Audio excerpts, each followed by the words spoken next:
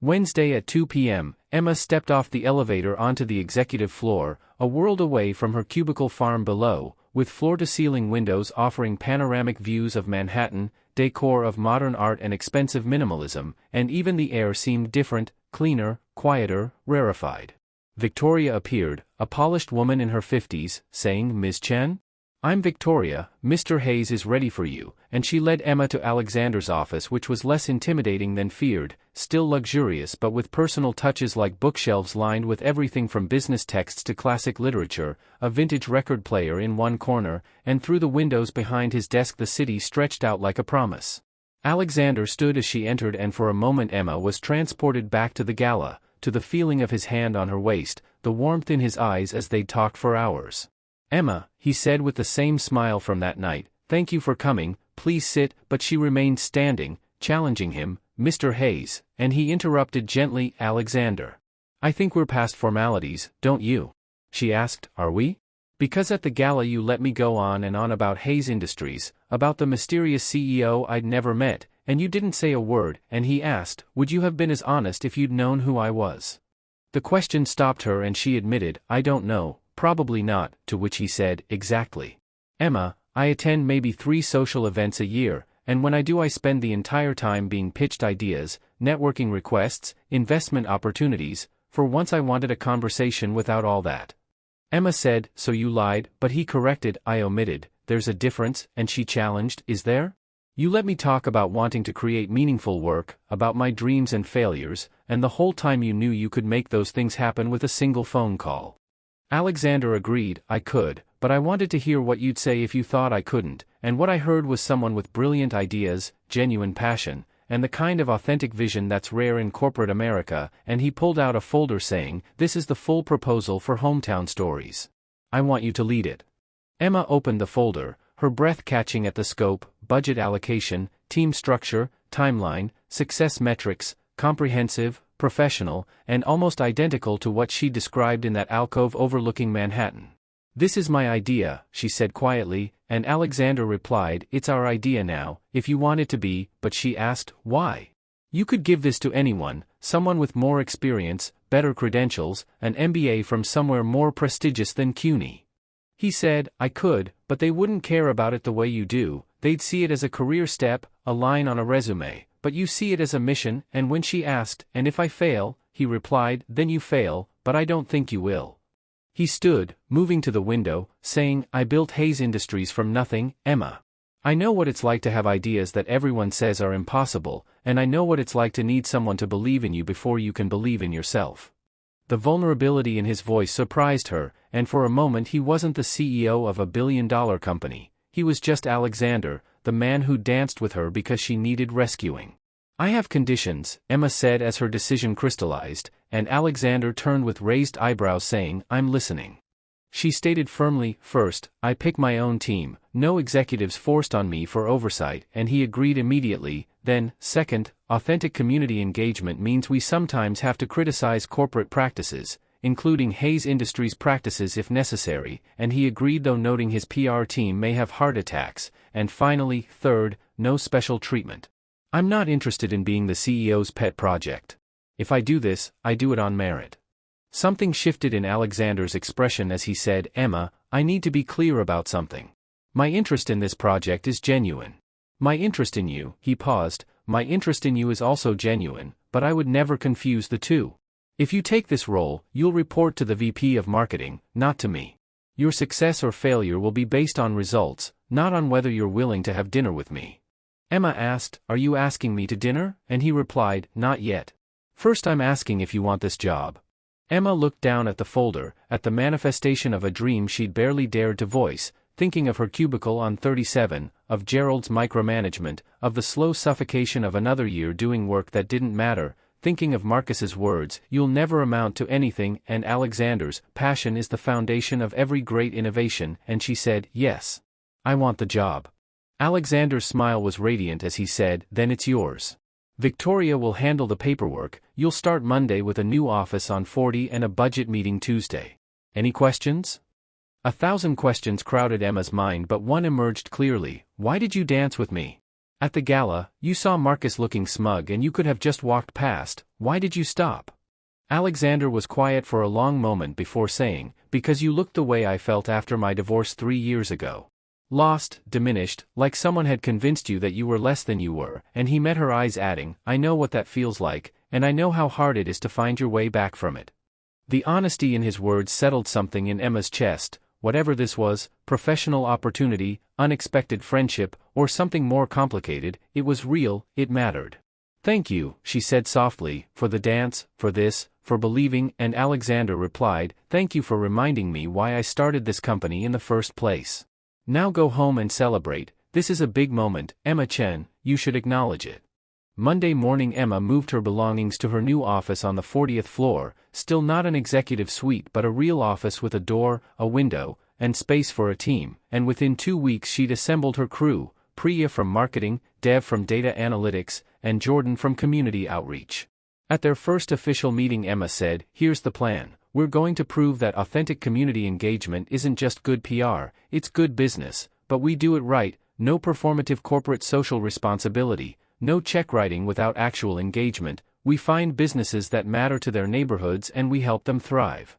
The next 3 months were a whirlwind as Emma's team identified 12 small businesses across 3 boroughs for the pilot program, created mini-documentaries showcasing family restaurants, bookstores, and craft studios, organized community events, built digital campaigns, and tracked metrics meticulously, and it worked. Customer engagement was triple the industry average. The featured businesses saw revenue increases of 40 to 60%, and most importantly the campaigns generated authentic emotional responses as people shared the stories, tagged friends, and showed up to support their neighbors. Emma barely saw Alexander during this time as he attended her monthly update presentations, asked insightful questions, and offered resources when needed, but he maintained professional distance exactly as promised, no special treatment, no inappropriate overtures, which made it all the more confusing when she found herself disappointed by that distance. The Hometown Stories launch event was scheduled for a Thursday evening at a gallery in Brooklyn, one of their partner businesses, with local press, community leaders, and Hayes Industries executives attending, and Emma had worked 16-hour days for 2 weeks preparing. She was doing final setup checks when her phone buzzed with a text from an unknown number. Heard about your project. Impressive. Guess I was wrong about the ambition thing. Marcus, and Emma stared at the message waiting for the familiar ache that didn't come, 3 months of meaningful work having inoculated her against Marcus's opinion, so she deleted the text and returned to arranging exhibition space. The event exceeded expectations with over 300 people attending including the mayor and several city council members, and Emma gave the welcome speech, her voice steady despite nerves, watching as people engaged genuinely with the business owners, the stories, the vision. Alexander arrived late, slipping in near the back, and Emma saw him talking with one of the featured business owners, an elderly Korean woman who ran a family restaurant in Queens, and whatever she said made him laugh, Emma feeling a warmth spread through her chest that had nothing to do with the event's success. Then Marcus walked in, having somehow gotten an invitation probably through Vanessa's connections, and Emma saw him scanning the crowd, saw the moment he spotted her across the room surrounded by colleagues and community members who were congratulating her, and she also saw Alexander notice Marcus, saw his posture shift almost imperceptibly. Marcus approached with Vanessa in tow, both dressed like they were attending a gala rather than a community event, saying, Emma, what an impressive turnout, you've done well for yourself, and she replied coolly, thank you. Before Marcus continued, I have to admit, when I heard Alexander Hayes himself was backing this project I was surprised. How did you manage that? You always were good at making connections, with the implication clear. Emma felt anger rise hot and sharp, but a voice said from behind Marcus, Ms. Chen earned this project through brilliant thinking and hard work. As Alexander appeared, his expression pleasant but his tone leaving no room for debate, adding, her ideas were exactly what Hayes Industries needed.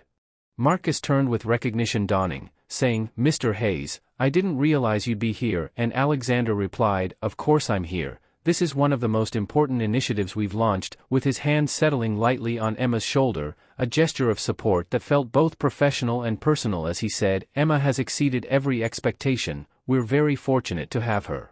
Vanessa, who'd been quiet, suddenly spoke up saying, wait, you're the man from the gala, you were dancing with Emma, and the room seemed to hold its breath as Emma saw the calculation in Marcus's eyes, the reassessment of a situation he'd clearly misunderstood. Alexander confirmed simply, I was. It was a memorable evening, and when Marcus said cautiously, I didn't realize you two knew each other personally, Alexander replied, there's a lot you don't know about Emma apparently, which is your loss. Now if you'll excuse us, we have guests to attend to, and he guided Emma away, his hand still on her shoulder, and when they were out of earshot she let out a breath she didn't know she'd been holding, saying quietly, thank you, to which he replied, you didn't need rescuing, you were handling him fine, but she said, maybe, but it was still nice to have backup, and Alexander smiled saying, always. The event wound down around 10 p.m. with Emma's team having already left riding high on success, but Emma stayed to help clean up, deflecting the business owner's protests that she was the guest of honor and shouldn't be stacking chairs, and she found Alexander in the gallery's small office reviewing something on his phone.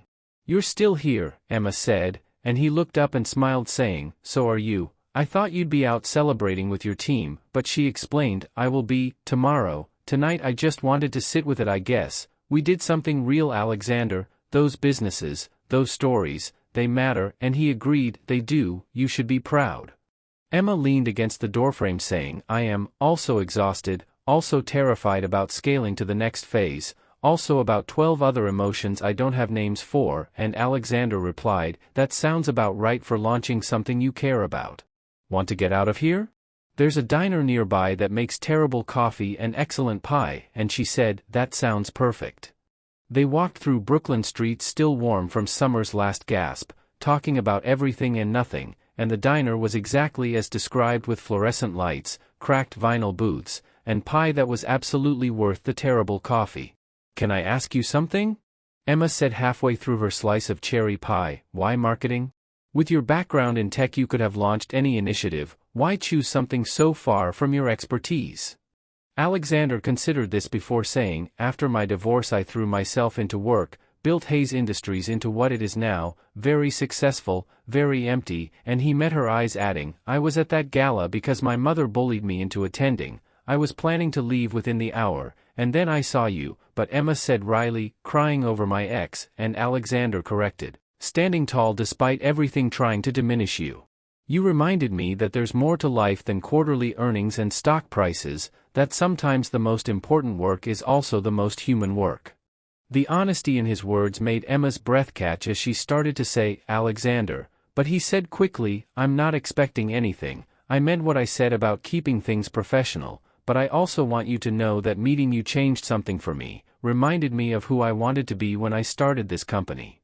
They sat in silence for a moment, the weight of unspoken feelings hanging between them, before Emma said finally, I should probably get home, though she didn't want to leave, and Alexander said, I'll get you a car, but she protested, I can take the subway, and he insisted, Emma, it's late, let me do this one thing. The drive back to Queens was quiet, and when the car pulled up to her building Alexander surprised her by getting out as well, saying, I'll walk you up, and when she pointed out, I'm on the 3rd floor, it's not exactly the Ritz, he replied, I don't care. At her apartment door Emma turned to thank him, and the hallway was narrow bringing them close enough that she could see the shadow of stubble on his jaw, the faint lines around his eyes, and he'd loosened his tie at some point during the evening, the small imperfection making him seem more real somehow. Thank you, she said softly, for everything, the project, tonight, the pie, and Alexander raised his hand, hesitated, then gently tucked a strand of hair behind her ear saying, Emma, I'm trying very hard to be professional right now, and her heart hammered as she asked, what if I don't want you to be? He replied, then I'd say we should probably talk about it when you haven't just finished a major project and I haven't had 3 cups of terrible coffee, with a gentle smile but intense eyes, adding, I want this, you, but I want it right, not as an impulse, not as a complication to your career. Emma knew he was right, knew that starting something now in this moment of heightened emotion could undermine everything she'd built, so she said, you're very frustrating, you know that, and he replied, I've been told, before stepping back to create distance. He was halfway down the stairs when Emma called out, Alexander, and he turned, and she said, when this is right, when it's not an impulse or a complication, I want it too, and his smile could have lit up Manhattan as he said, good, that's very good to know. But what Emma didn't know was that someone had been watching them that entire evening, taking photos, and by Friday morning those photos would be everywhere, and the fallout would force Emma to make a choice that could destroy everything she's worked for. What happens when the board finds out? When Emma's ex Marcus shows up at her door with a confession that will shock you. And when Alexander is forced to choose between his company and the woman he's falling for. You are not ready for what happens next.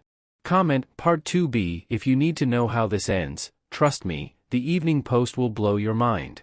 The biggest twist is still coming, and it involves a board meeting, a devastated Emma, and a decision that will change everything.